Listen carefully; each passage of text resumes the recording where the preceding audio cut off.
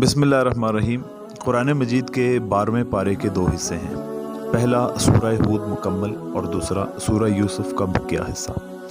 सूरह हूद में 4 बातें बयान की गई हैं। पहली, कुरान करीम की अज़मत। दूसरी, तौहीद और दलाइल तौहीद। तीसरी, रसालत और इसके असबात के लिए 7 अंबिया कराम अलैहिस्सलाम के वाक़यात। और चौथी, क़यामत का तज़किरा। कुरान मजीद की अज़मत। कुरान अपनी आयात, मानी और मज़ामीन के एतबार से मुहकम किताब है और इसमें किसी भी एतबार से फ़साद और खलल नहीं आ सकता और ना इसमें कोई तारुज़ या तनाकुज़ पाया जाता है। इसके मुहकम होने की बड़ी वजह यही है कि इसकी तफसील और तशरीह उस ज़ात ने की है जो हकीम भी है और ख़बीर भी है। उसका हर हुक्म किसी न किसी हिकमत पर मबनी है और इसे इंसान के माजी हाल, मुस्तक़बिल, उसकी नफ्सियात, कमज़ोरियों और ज़रूरियात का बखूबी इल्म है। मुनकरीन कुरान को चैलेंज दिया गया कि अगर वाकई कुरान इंसानी काविश है तो तुम भी इस जैसी 10 सूरतें बनाकर लेके आ जाओ। तौहीद और दलाइल तौहीद। सारी मखलूक को रिज़्क़ देने वाला अल्लाह ही है, खा वो मखलूक इंसान हो या जिन्नात, चौपाए हों या परिंदे, पानी में रहने वाली मछलियाँ हों या कि ज़मीन पर रेंगने वाले कीड़े मकोड़े। आसमान और ज़मीन को अल्लाह ही ने पैदा किया है।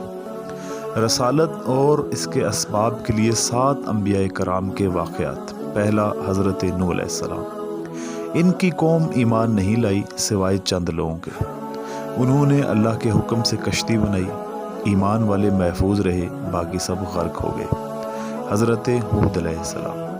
उनकी कौम में जो ईमान ले आए वो कामयाब हुए, बाकी सब पर बादे सरसर की सूरत में अल्लाह का अज़ाब आया। हज़रत सालेह अलैहिस्सलाम। इनकी कौम की फरमाइश पर अल्लाह ताला ने पहाड़ से ऊँटनी निकाली, मगर कौम ने इसे मार डाला। इन पर भी अल्लाह का अज़ाब नाज़िल हुआ। हज़रत इब्राहीम अलैहिस्सलाम। हज़रत इब्राहीम अलैहिस्सलाम की बीवी को अल्लाह ने बुढ़ापे की हालत में बेटा इसहाक़ अता फरमाया। फिर इनके बेटे याकूब हुए। हज़रत लूत अलैहिस्सलाम। इनकी कौम के लोग बदकार थे, औरतों के बजाय लड़कों की तरफ माइल होते थे। कुछ फरिश्ते खूबसूरत जवानों की शक्ल में हज़रत लूत अलैहिस्सलाम के पास आए। इनकी कौम के बदकार लोग भी वहाँ पहुँच गए।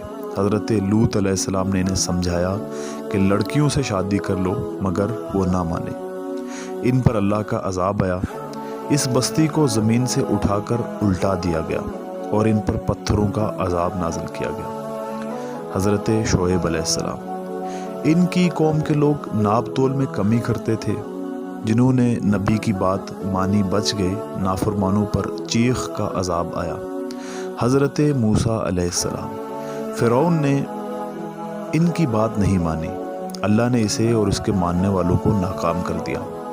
इन वाक़यात में एक तरफ तो अक्ल, फ़हम और सम व बसर रखने वालों के लिए बेपनाह इबरतें और नसीहतें हैं, और दूसरी तरफ हुज़ूर अकरम सल्लल्लाहु अलैहि वसल्लम और मुखलिस अहले ईमान के लिए तसल्ली और साबित कदमी का सामान और सबक है।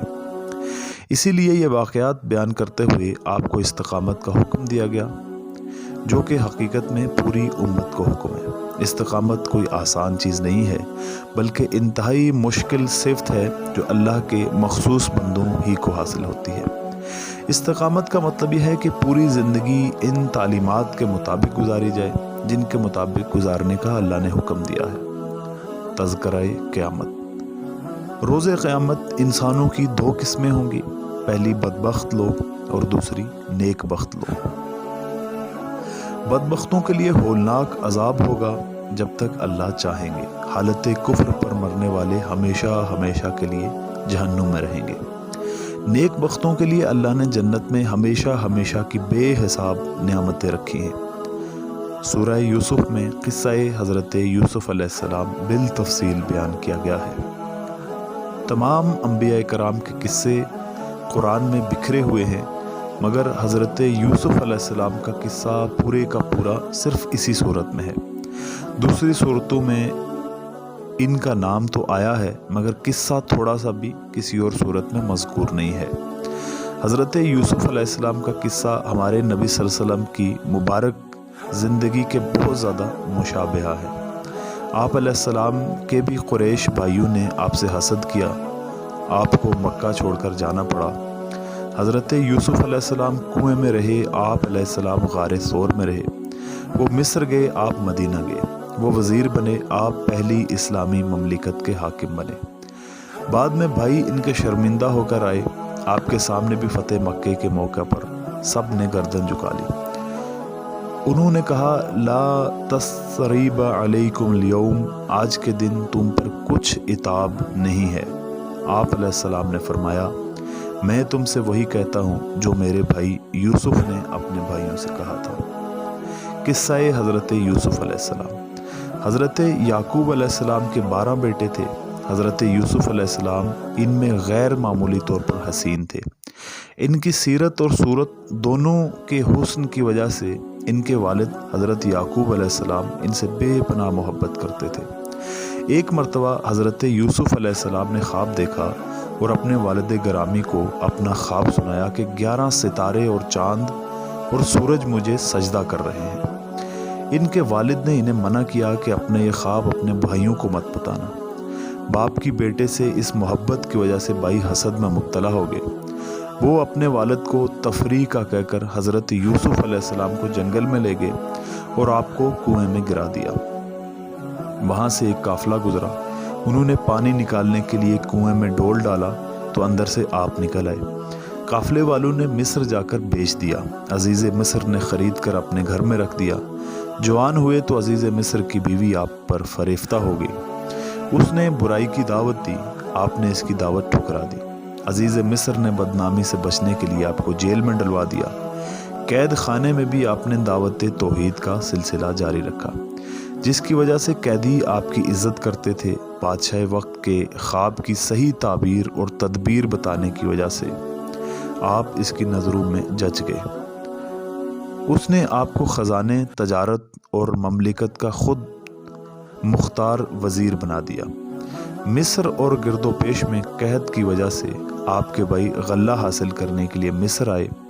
1-2 ملاقاتوں کے بعد آپ نے انہیں بتایا کہ میں تمہارا بھائی یوسف ہوں۔ پھر آپ کے والدین بھی مصر آ گئے اور سب یہیں آ کر آباد ہو گئے۔ بصائر و ابراز قصہ حضرت یوسف علیہ السلام۔